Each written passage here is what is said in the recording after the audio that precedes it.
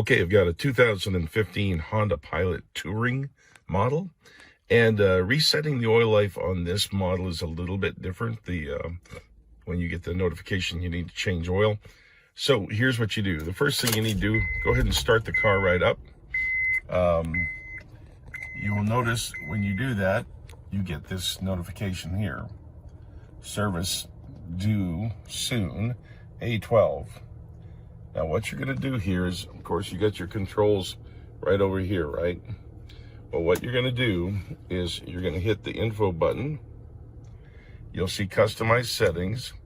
Keep hitting it. You'll see the tire pressure. Hit it again. You'll see the trip odometer. Hit it again, and then your oil life will show up. Okay? Now, to reset it, it's fairly straightforward. A little lever here. What you're going to do is you're simply going to lift up in the lever and you're going to hold it. And as you do, just watch. Hold up, takes about 10 seconds. There it is. Oil life reset. Use your arrows over here, like go up 1. And there it is on reset.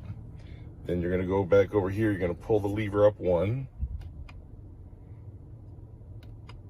And there it's reset. So that's how you do it on the 2015 Honda Pilot Touring model.